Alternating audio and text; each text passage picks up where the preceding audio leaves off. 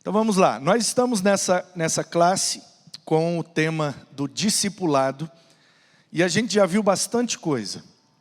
Inclusive já vimos com a Anice o discipulado com os surdos. Domingo passado a Aline, o discipulado com crianças. Então discipulado é o processo de fazer discípulos para Jesus.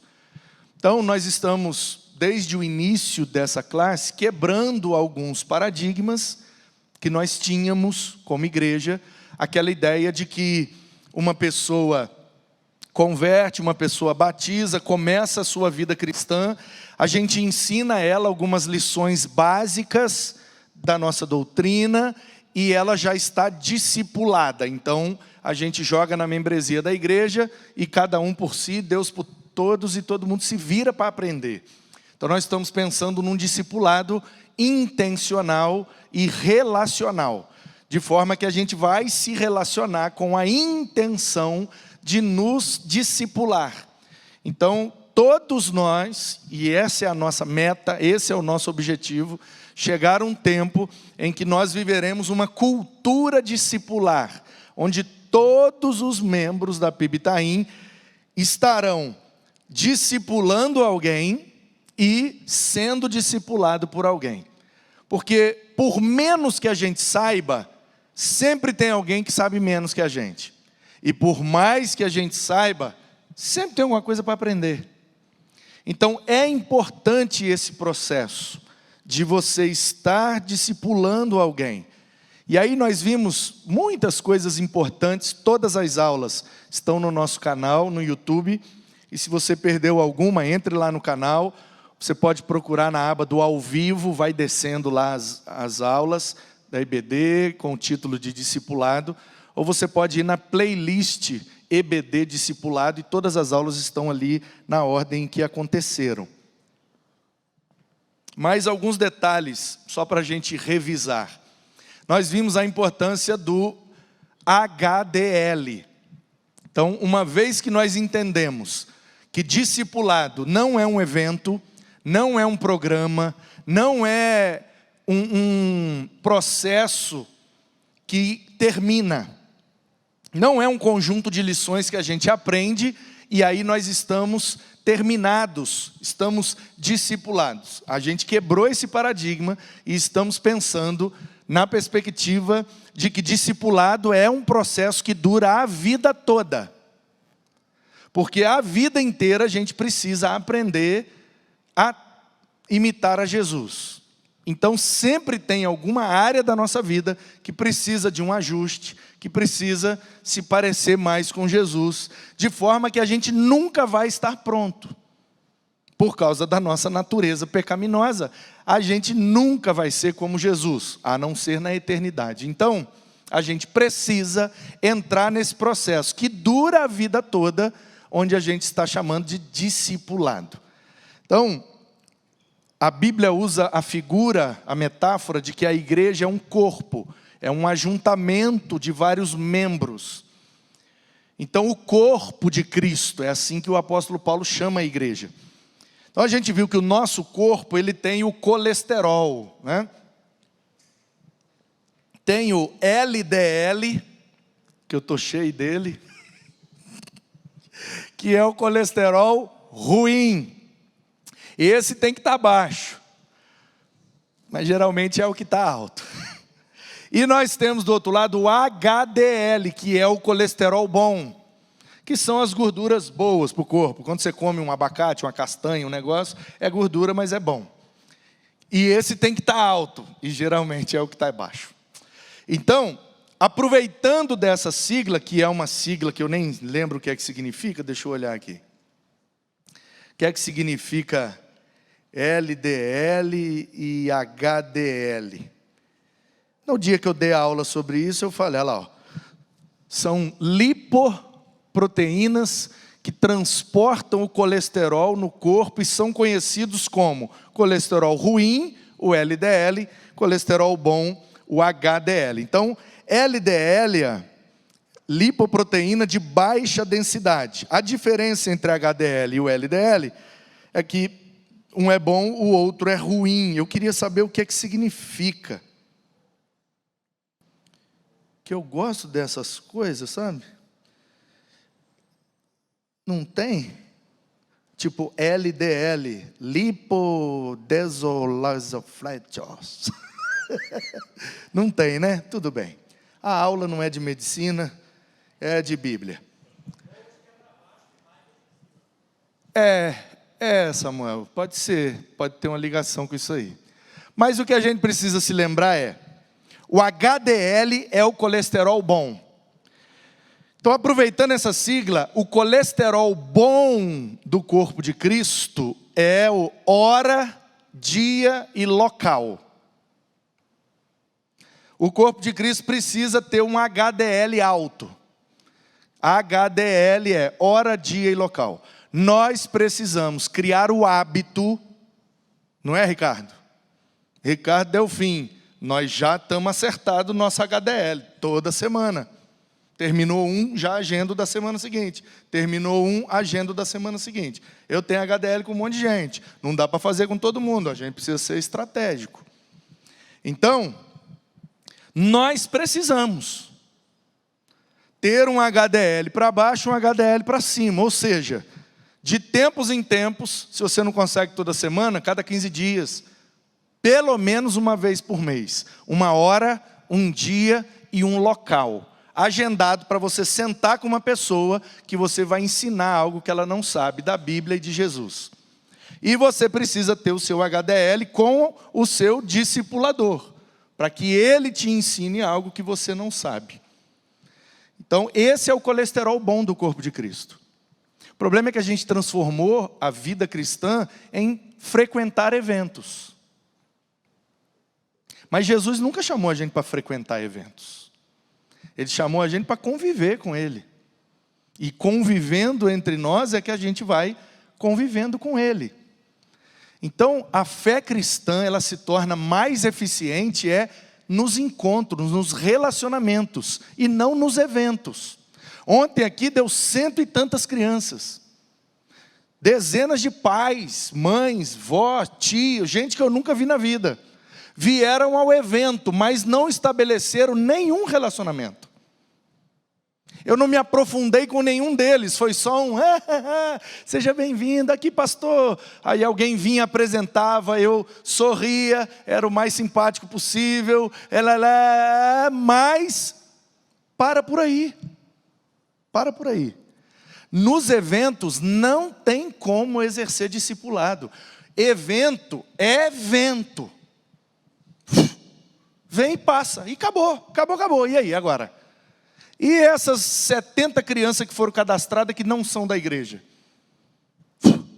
É evento, passou. O que a gente vai fazer? Como que a gente vai chegar? Como é que a gente vai entrar na casa deles? Saber qual é o problema, qual é a doença, qual é a necessidade.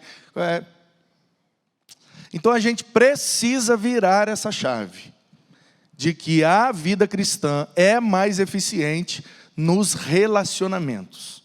E para que a gente se relacione, porque se deixar de forma natural, a gente não se encontra nunca. Bora marcar? Bora marcar.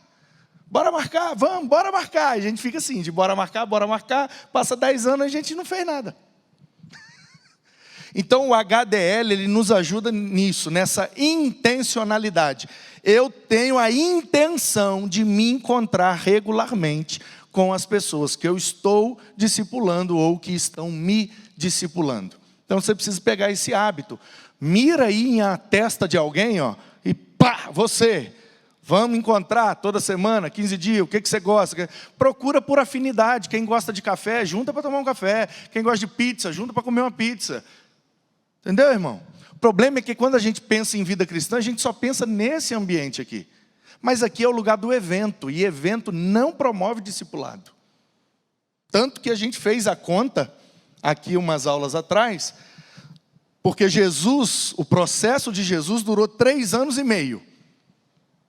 E ele ensinou tudo que precisava. E falou, agora que você já sabe, vai, eu vou ali e já volto. E os caras foram, e nós estamos aí até hoje.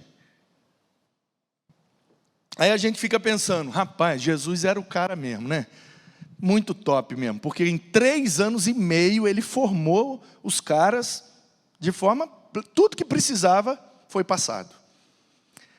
Aí a gente pensa, poxa, e tem gente que está 30 anos na igreja? O que Jesus fez em 3 anos e meio, tem gente que não consegue fazer em 35 anos.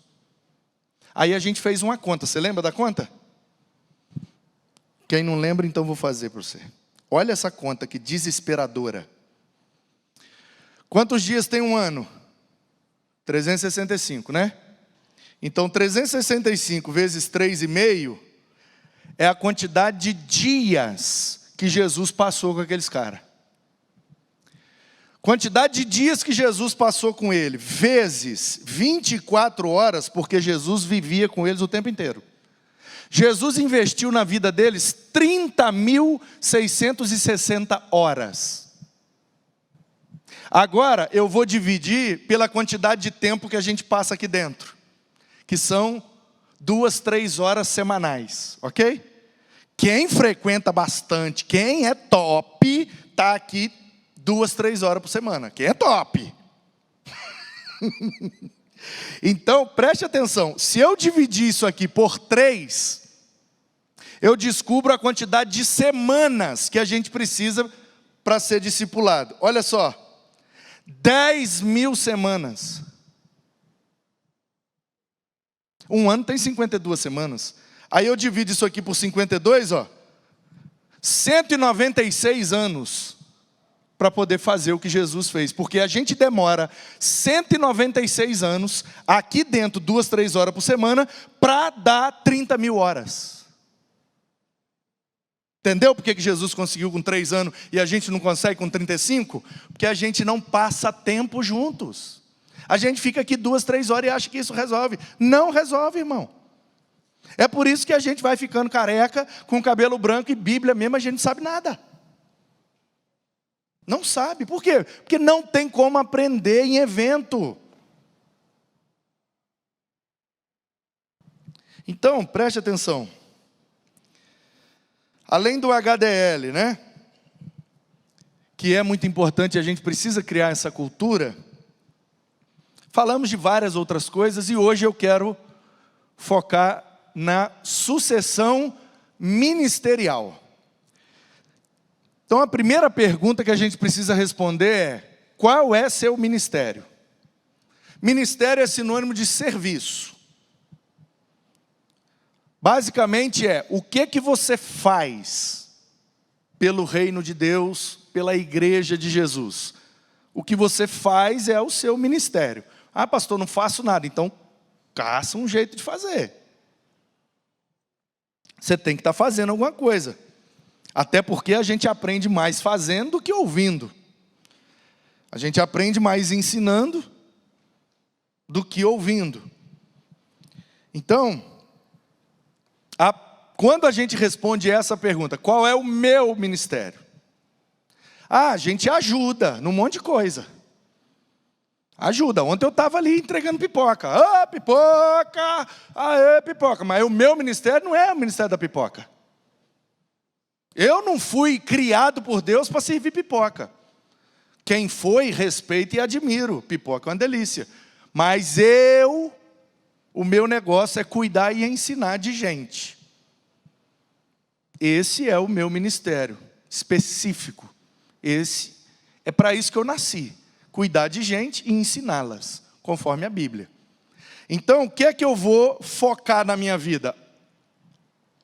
O meu ministério específico.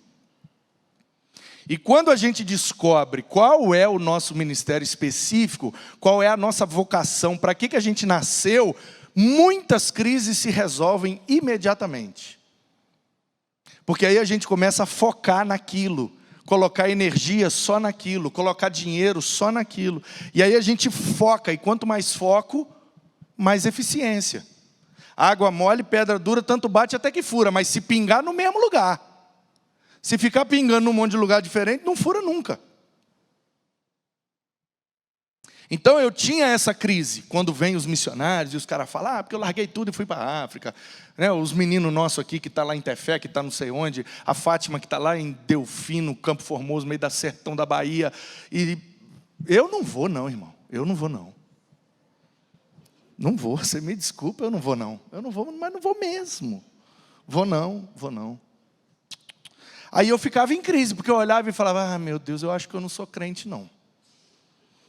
Não é possível, eu não sou crente. Aí depois de um culto assim de missões, eu ia para casa e já não consigo dormir direito. Aí que eu ficava, meu Deus, será que eu sou crente mesmo? Meu Deus, não é possível. Mas eu não quero ir para a África, não. Esse negócio de Amazônia aí, não vou nada, mosquitada doida lá, e não, negócio de malária, e não vou não. Aí eu ficava em crise, eu não sou crente, eu não sou crente, eu não sou crente. Até que eu descobri que o meu negócio é aqui dentro. Tem o enviado, tem o que bate, tem o que puxa para dentro, e tem o que cuida e ensina aqui dentro. E ele mesmo deu uns para apóstolos, profetas, evangelistas, pastores, mestres. Efésios 4:11. Eu descobri, olha, eu estou aqui. Então, se você falar, vamos lá na Amazônia, a minha pergunta é, fazer o quê? Não, nós vamos lá entregar comida e dar remédio. E não vou não. Vou não. Eu dou dinheiro, eu oro, eu mobilizo, eu faço o que for preciso, mas eu não vou não. Vai com Deus, Deus abençoe. Sem crise nenhuma. Por quê? Porque não é meu ministério. Agora, vamos lá na Amazônia fazer o quê? Passar uma semana ensinando, treinando Bíblia, teologia, liderança para os pastores e líderes lá das igrejas da Amazônia. Opa, eu boto dinheiro do bolso, eu durmo na rede de cabeça para baixo com um mosquito picando. Aí eu estou disposto a fazer. Por quê? Porque esse é o meu negócio. Então, quando a gente descobre isso, sai um peso das costas, porque a gente, quando não sabe, a gente fica querendo jogar em muitas posições, e ninguém é bom em tudo não, irmão. Você precisa ter um foco, investir naquilo, gastar tempo naquilo, estudar aquilo, conversar com gente que é bom naquilo, e aí sim você vai sendo discipulado para que o seu ministério seja cada vez mais eficiente. Pois não, Ricardo?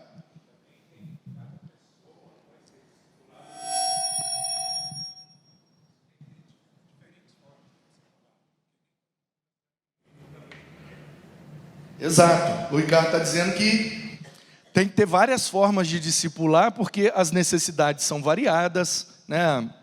Tem muita complexidade em cada vida. Cada um tem uma agenda, cada um tem uma necessidade, cada um tem. E aí precisa ter essa adaptação. Então, quando a gente responde essa pergunta, e eu acho que isso aqui já é motivo para você ficar pensando a semana inteira e definir para o que você nasceu, a gente precisa responder essa outra. E essa outra me arrebenta. Porque eu sei exatamente o que eu nasci para fazer. Mas se eu morrer agora, tem alguém que eu preparei para entrar no meu lugar? Hoje não tenho. E aí isso me apavora. Porque todos os grandes discipuladores da Bíblia, quando morreram, teve gente que continuou melhor do que antes. Lembra que Jesus falou? Vocês farão coisas maiores do que eu. O que é que Jesus estava falando? Não é maior em poder nem santidade. É maior em extensão. Jesus nunca pisou no Itaim, mas a gente está aqui fazendo o que Ele mandou. Então a pergunta é, se eu morrer, quem continua o que eu estou fazendo? Porque a gente tem na cabeça que um bom líder é aquele que na sua ausência fica tudo ruim. Ó, tá vendo como fulano é top mesmo? Ó? Quando ele não vem, não funciona nada. Olha como fulano é top, olha a falta que ele faz. Tá vendo? Quando ele não está, a coisa não acontece do mesmo jeito. Isso não é bom líder. Isso é performance. É o cara bom de performance. Quando ele está, a performance é boa. Quando ele não está, a performance é ruim. Isso não é liderança. Isso não é discipulado. Discipulado é o que Jesus fez. 3 anos e meio, solta 2000 anos e o negócio não acaba. E persegue, queima o livro, e mata. E, gente, ameaçados de morte. E nós estamos aqui. Isso é boa liderança. Quando na ausência faz-se ainda mais do que se fazia na presença. Então a gente precisa virar essa chave na cabeça da gente e viver com essa perspectiva. Se eu descobrir o que é que eu tenho que fazer, agora eu preciso arrumar alguém para eu ensinar tudo que eu sei e soltar no mundo, porque se eu faltar, ele continua. É por isso que eu fico horas e horas e horas com aqueles meninos ali dentro. E com outros meninos, uns são mais novos, outros são mais velhos. Tem uns machos, tem umas fêmeas, tem de tudo que é jeito. Por quê? Porque o meu pânico é esse. E se eu, não vou, de última hora, não vou. Quem me substitui? Se eu não tiver essa resposta, eu não estou fazendo o meu trabalho direito. Que não é o trabalho de pastor, é o trabalho de crente. Ensinar a gente a fazer aquilo que se eu faltar, vai precisar fazer. E fazer melhor do que eu. Porque quando o discípulo supera o mestre entra para a história. Então, a gente precisa responder essa pergunta. E a gente precisa então, se a gente não sabe qual é o ministério, procure. Dá seu jeito, lê sua Bíblia, conversa com Deus, vem conversar comigo, se vira. Tem 20 dons aí, ó. Tem 7 em Romanos, tem 4 em Efésios, tem 9 em Coríntios. Um desses 20 aí vai te achar, não é possível. E é ali que você vai investir, é ali que você vai fazer. Então, a partir do momento que você está fazendo o serviço, a sua próxima preocupação é fazer alguém para executar aquele serviço na sua ausência. É assim que a Bíblia mostra, e existe um padrão. Quer ver? Vou te mostrar. Todo Moisés tem um Josué. Porque se não tem Josué, não é Moisés. Imagina, o cara 40 anos, e depois de tudo, nadou, morreu na praia, ninguém invadiu, ninguém tomou a terra, e não aconteceu nada, Moisés ia ser esquecido na história. Ué. Todo Elias tem um Eliseu. Nossa, o Elias é a profecia. Lembra, na transfiguração, apareceu Moisés e Elias, é a lei e os profetas. Mas Eliseu fez 14 milagres. O Elias fez 7. E curioso que no dia que o Elias subiu no redemoinho, não é carruagem de fogo não, irmão. O carro de fogo separou eles, veio o redemoinho e levou. Não me pergunta, porque eu não sei explicar também não. É pela fé. Quem crê, crê. Quem não crê, tchau. Como é que foi? Não sei. Quando chegar lá, nós perguntamos para ele. Mas o que está escrito é, o redemoinho subiu com ele. Nesse dia, ele falou, e aí, Eliseu, o que você está pensando da vida? E ele já tinha feito o trabalho de discipulado. Aí o Eliseu falou, eu estava pensando o seguinte, você é um profeta muito top mesmo. Fez 7 milagres, né? Ressuscitou gente e tal. Eu quero ser o top das galáxias. Eu quero ter porção dobrada do teu espírito. Ele quis dizer, eu quero fazer mais. O Elias, em vez de ficar chateado e falar, você está se achando muito, rapaz, para com isso, seja mais humilde. Irmão, eu aprendi um negócio, nesse pouco tempo que eu tenho de crente, que se tem um negócio que Deus gosta, é quando a gente quer mais no reino dele. Quando a gente quer mais para nós, aí ele passa uma rasteira, espeta e murcha a gente. Mas quando a gente quer mais para ele, é o negócio que ele gosta, viu? Aí o Elias falou, eu quero é 14. Você fez 7, eu quero 14. Aí o Elias, rapaz, pediu bem. Então vamos fazer o seguinte, se você me ver no dia que eu morrer, você vai fazer 14. Quando ele acabou de falar isso, passou lá um negócio pegando fogo, que eles entenderam que era um carro. Um correu para um lado, outro correu para o outro, veio o redemoinho, levou o Elias, Eliseu ficou olhando e falou, ih, rapaz, foi. Agora é comigo. Irmão. É do nada assim, ó. O Moisés estava lá de boa, 40 anos, irmão. 40 anos, o homem estava com 120, estava inteirão ainda. E no deserto, hein? nada, Deus chega para o Josué e fala, então, vamos? Vamos aonde, rapaz? Vamos lá, tomar posse. Que posse, rapaz? É o Moisés que é o líder. Não, Moisés já era, acabou. Moisés morreu. Que Moisés morreu? Não brinca não, rapaz. Você se lembra das primeiras palavras de Deus para Josué? Por isso que Deus tem que dar essa chacoalhada nele. Seja forte, corajoso, bora menino. Como eu fui com ele, eu vou ser com você. Vamos! Por quê? Porque o Josué estava dentro da tenda. Ai meu Deus, eu não dou conta não. É 2 milhões de pessoas, gente. 2 milhões de pessoas liderado por um cara top que conversava cara a cara com Deus por 40 anos. Do nada esse cara some e você aparece. Aí galera, o líder agora sou eu. E o cara nem falou que você era o novo líder, não. Por isso que Deus começa assim, ó. Moisés morreu. Aí Deus foi lá e falou com Josué, ó. Moisés morreu. Prepara-se agora e passa o Jordão e bora tomar posse da terra. E eu vou dar para vocês e está tudo certo. Vamos embora. Aí o Josué, vou nada. O senhor está doido? Bora, rapaz, seja forte, corajoso.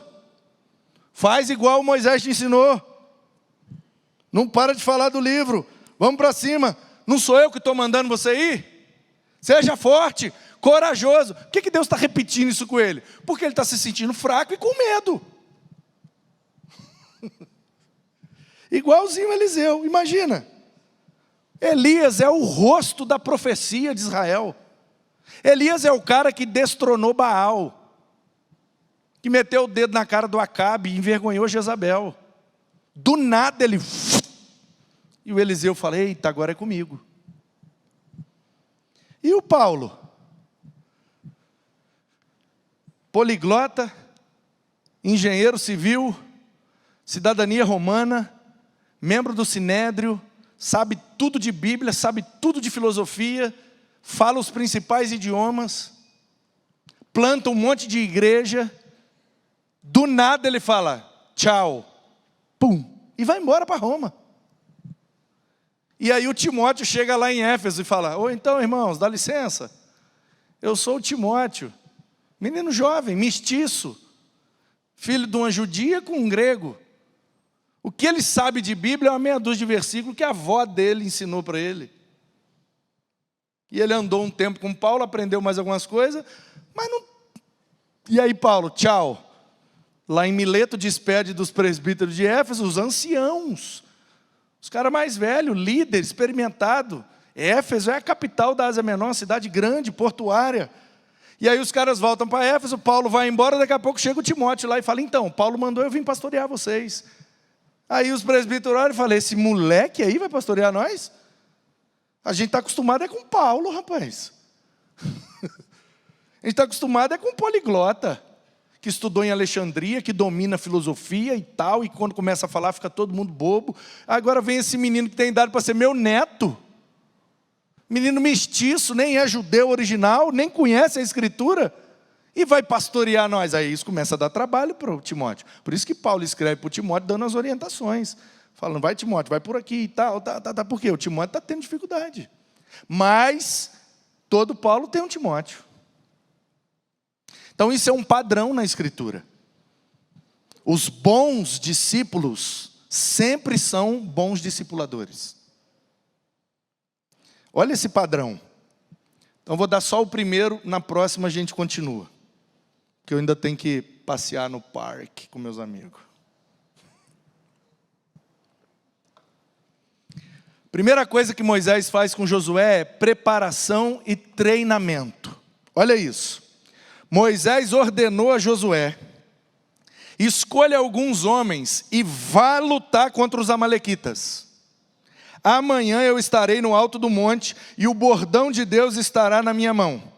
Josué fez como Moisés havia ordenado, lutou contra os amalequitas. Moisés, Arão e Ur ficaram lá em cima do morro.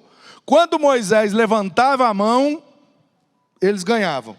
Aí Moisés, já meio velho, cansava, aí os caras vinham, levantavam a mão dele e o pau quebrando lá embaixo. E quem que estava liderando a batalha? O Josué. Pegaram a pedra e tal, aí apoiaram a mão de Moisés, Arão e o sustentavam. E assim as mãos dele ficaram firmes até o pôr do sol. Josué destruiu os amalequitas, fio de espada. Então o Senhor disse a Moisés: escreva isto para a memória num livro e repita a Josué, porque eu vou apagar totalmente a memória dos amalequitas da face da terra. E Moisés edificou um altar e deu o nome de O Senhor é minha bandeira, Jeová Nissi. Moisés tem uma bandeira, mas ele passa a bandeira para Josué. Qual é o nosso problema? A gente morre agarrado com a nossa bandeira, não passa para ninguém. Está lá em Êxodo 17. Pessoal aqui na internet, deixa eu ver se alguém tem alguma pergunta aqui. Tem bastante gente. Antônio Júnior, Gilson, Reginaldo, Camila, Wanda, Gilda, Maria José, Rose, Lê, Flavinho, Maria Sátira, Paulo Silas, Isabel, Paulinho, Edviges, Brasília, Fátima, Samuel, Isabel Aureliano, Marcos Vailante, rapaz, presença ilustre lá do Espírito Santo. Aí, Marcos Vailante, amigão, congregamos juntos lá em Guarapari. Ele está dizendo que discipulado é fazer discípulo enquanto se é discípulo. O discipulador deve ser um impulsionador do discípulo e não um empecilho. Certinho, Marcão? Isso mesmo. Então, você consegue perceber aqui um padrão? Moisés, olha que legal isso. A Bíblia diz que existe um negócio chamado episcopado. Já viu essa palavra? Já viu essa palavra no Novo Testamento?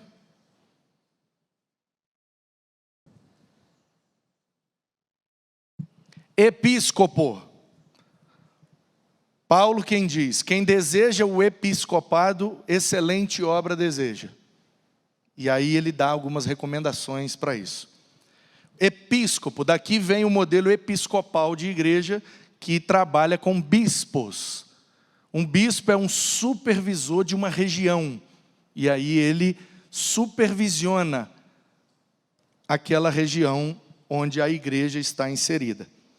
Então, por que chama episcopo? Epi é de cima, do alto. É o epicentro. Escopo é ver, é conseguir ver. É um esboço, né, que a gente fala. Vou fazer um negócio meio assim, assim, assim. Não estou entendendo. Espera aí que eu vou fazer um escopo. Aí eu vou lá e desenho, mostro. Aí você consegue ver o que eu estou falando. Então, escopo está ligado à visão. Então, o que é o episcopo? É o cara que tem uma supervisão, que vê de cima. Qual é o nosso problema? A gente quer executar a fé cristã só no operacional. Eu pego e faço, eu pego e faço, eu pego e faço, eu pego e faço. O que é para eu fazer? Fala que eu faço. E assim a gente se sente. Estou servindo, está tudo certo, glória a Deus, aleluia. Só que tem um estágio acima do operacional, que é o de supervisão. Eu faço e mostro. Está vendo? Estou fazendo, faço assim. Está vendo? É assim que faz. Está vendo? É assim que faz. Estou fazendo. Você está vendo o que eu estou fazendo? É assim que faz, ok? Então agora vai você. Eu vou ficar daqui de cima supervisionando. Faz para eu ver. É o que Moisés fez.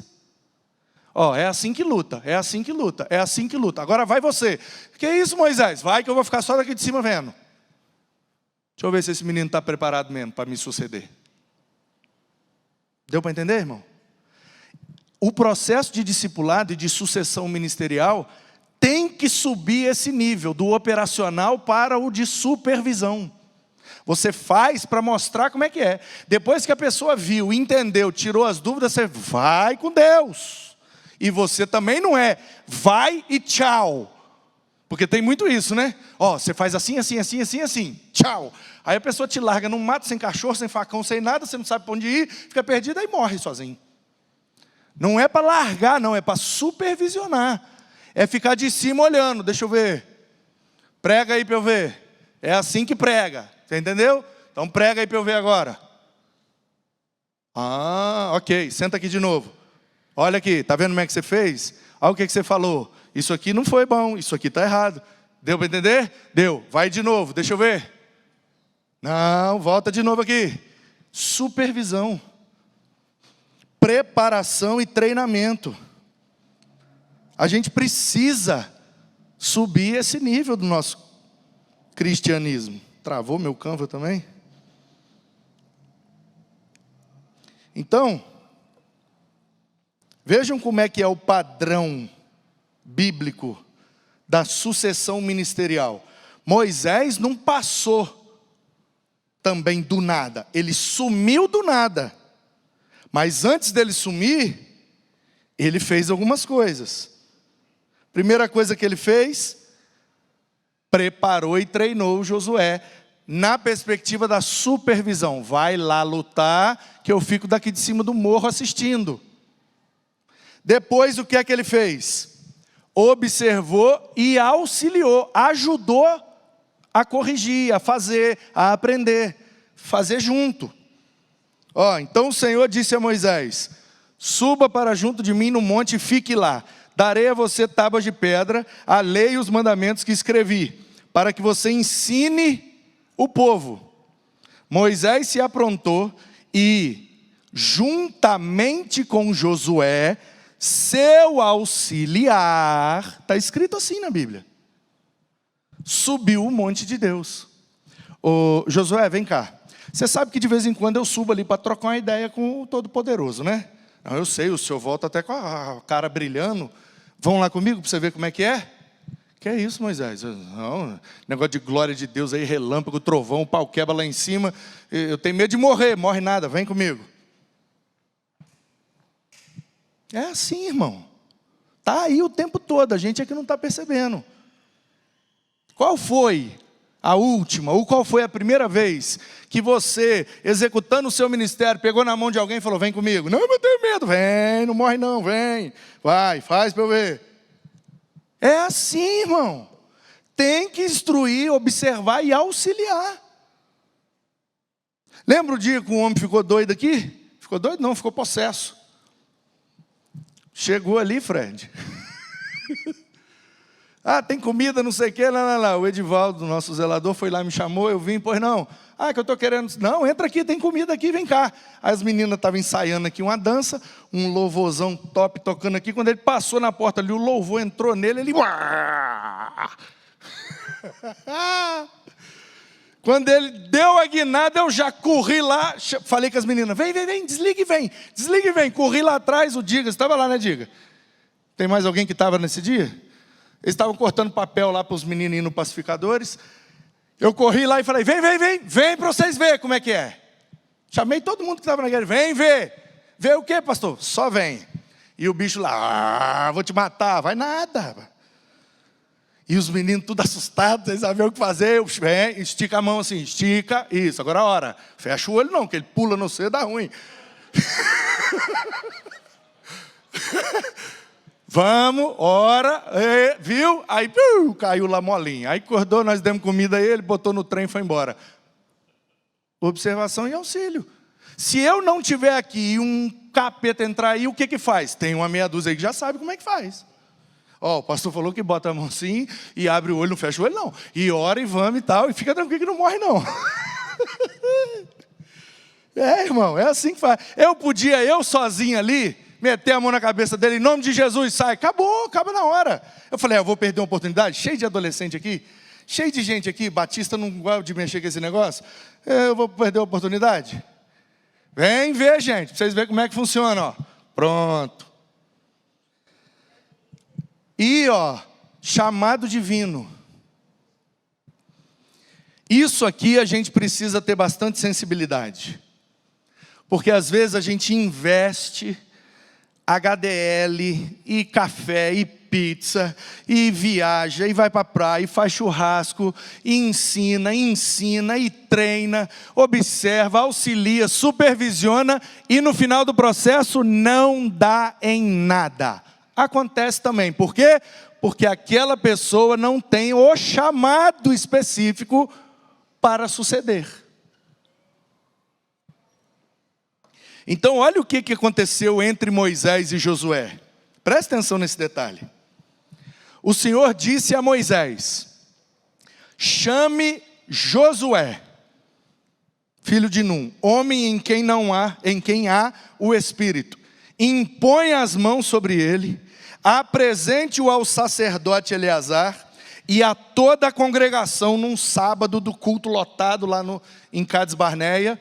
O Moisés então chamou Josué e à vista de todos, transmita-lhe essas ordens.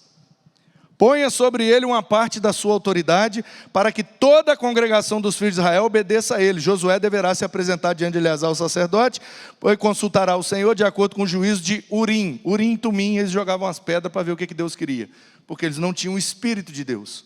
Até Atos 1, a escolha do 12º para substituir Judas é no Urim e Tumim. De Atos 2 para frente não tem mais Urim e Tumim. Por quê? Porque agora o Espírito está na gente, não precisa mais jogar dados. Então, de acordo com o juízo do Urim, vai consultar o sacerdote vai jogar o Urim e tinha o Tumim, as pedras lá que eles jogavam. E o que Deus direcionar é o que vai ser feito. Segundo a palavra de Deus, entrarão todos os filhos de Israel com ele e toda a congregação. Moisés fez como o Senhor lhe havia ordenado. Chamou Josué, apresentou, chamou a congregação, pôs a mão na cabeça dele e falou: o Josué é o cara que Deus está querendo que continue o negócio aí. E por meio de Moisés todo mundo ficou sabendo. Então, a gente precisa investir nas pessoas, ensinar, orientar, supervisionar, deixar a pessoa fazer. Deixa, mas não vai fazer igual eu faço. Larga de ser vaidoso, deixa o outro fazer. A maior e melhor surpresa que tem nesse negócio é quando a gente solta os meninos criam coragem mesmo, ousadia, e faz melhor do que a gente. Não tem alegria maior não. Só que, você viu que os dois exemplos anteriores estão em Êxodo, está no início da jornada. Agora aqui nós já estamos em Números, já caminhando para o final de Números. Deuteronômio já é a revisão das leis e o Moisés já vai morrer daqui a pouco. Então, preste atenção nesse detalhe. Depois de 40 anos, o Moisés falou: não, é o Josué mesmo. Deus quer ele mesmo. Note que a evidência da vontade de Deus veio no final do processo e não no início. Não é eu vou orar para pedir a Deus quem que eu vou investir, porque eu só vou investir em quem Deus mandar. Não, eu vou investir em todos que eu puder. E no final do processo Deus confirma quem Ele quer. Esse é o padrão bíblico. Aí a gente fica: não, eu vou orar para Deus mostrar. Eu vou orar para Deus mostrar. Aí a gente fica 30 anos orando e não faz nada com ninguém. Não, porque Deus não me mostrou ninguém. Eu queria HDL, ensinar meu ministério. Eu queria ensinar a fazer o que eu faço. Mas Deus não me mostrou ninguém. Porque não tem ninguém à minha altura.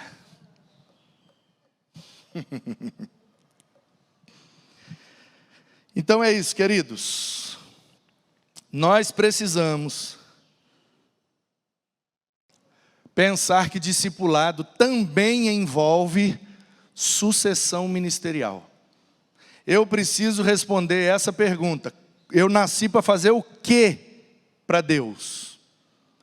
Eu estou preparando alguém para me suceder na minha ausência? Então eu preciso seguir esse padrão. O padrão de Moisés é: eu preparo e treino, primeiro prepara e treina. Depois observe e auxilia. Depois vê se for a vontade de Deus mesmo, aí bota a mão na cabeça e vai executar o negócio. É o padrão bíblico. Se a gente fizer assim, vai dar sempre certo. Por que não funciona? Porque a gente não faz assim. Pois não, Joel? Quem? O Josué devia ter... Tem um texto que fala logo depois que ele assume, ele está liberando já, ele fala que eu estou com uns 70 e pouco, mas ainda estou forte, né, e tal. Nesse momento aqui que o Moisés bota a mão na cabeça dele, ele tem pelo menos mais de 60. Porque já tem 40 que está no deserto. Então ele saiu jovenzinho lá. Mas o fato dele ter representado a tribo dele para espiar a terra, já mostra que ele tinha pelo menos mais de 12. Porque até 12 era criança, ele não iria. Então ele tem no mínimo 12, 40 anos depois ele tem no mínimo 52. Como ele fala lá na frente que ele já tem 70 e tanto, então aqui ele já tem 60 e quase 70. Quase 70 anos. E Moisés com 120, né? Moisés com quase 120 e ele com quase 70.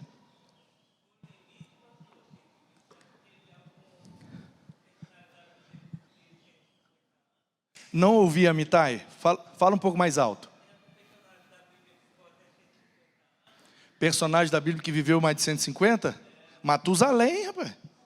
Matusalém é o que viveu mais, quase 1000 anos. É que ele está lá perto da árvore da vida, né? Aí, ó, vai diminuindo. Noé, a turma lá de trás vivia muito. Aí tem duas possibilidades, né?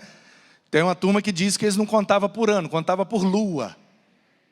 Contava por estação. Então tem as possibilidades, né? Da turma que entende que é uma energia residual. É isso aqui que aconteceu lá no Éden. Ó. O ventilador está girando aqui. Os meninos estão conseguindo pegar? É porque eu estou sem retorno, sem um monitor de vídeo. Esse ventilador está girando porque ele está ligado à fonte de energia dele.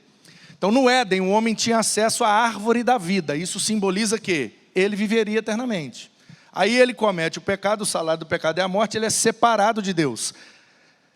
Mas ele não vem a morrer porque ele separou de Deus aqui, espiritualmente separado, mas ele morre porque ele é impedido de entrar no jardim. E é aqui que está a árvore da vida. Por isso que lá em Apocalipse, na eternidade, volta a ter a árvore da vida na Nova Jerusalém, simbolizando o quê? Não morreremos mais. Então, quando corta a fonte de energia, ainda sobra um resto de energia ali. E quando eu desligo aqui, ele não para imediatamente. E o nome disso é energia residual. O resíduo de energia que ainda tem ali, faz com que ele continue girando, mas uma hora para. Então, ó, onde que é? Aqui. Ó, desliguei, olha lá, está girando, ó, girando. Já desligou, mas está girando. Desligou, mas ainda está girando. Por quê? Energia residual. Então, quanto mais perto do desligamento, mais energia residual. Quanto mais longe do desligamento, menos energia residual. Os que creem que os anos de Gênesis são literais, creem por essa teoria. Mas tem os que creem que era por estações ou era por luas. Então, fazendo uma conta ali, eles viviam em torno de 70, 80 anos mesmo. Não muda nada. Se você acreditar de um jeito ou de outro, não muda nada. O fato de que pecamos e morremos. Ninguém pode escapar dessa verdade, né? Pois não, Samuel. Por exemplo, 60, 70 anos, já está dizendo mais ou menos que ele passou já pela preparação. No caso lá, quando ele foi ver lá espiar a terra? Espiar a terra. Então, ele já teve uma experiência. Sim. E depois ele chegou no fim. Então, não chegou logo de primeira. Preparação. Que aí a gente fala 60, 70 anos, que seria... Exatamente. Como é que chama? O consumão. A gente precisa, Samuel, nesse assunto de discipulado e ministério, a gente precisa ficar sempre com o radar ligado, porque sempre tem gente que vai se destacar com relação às coisas de Deus. 2 caras tinham potencial desde o início para suceder o Moisés, Josué e Calebe. Por quê? Porque foram 12.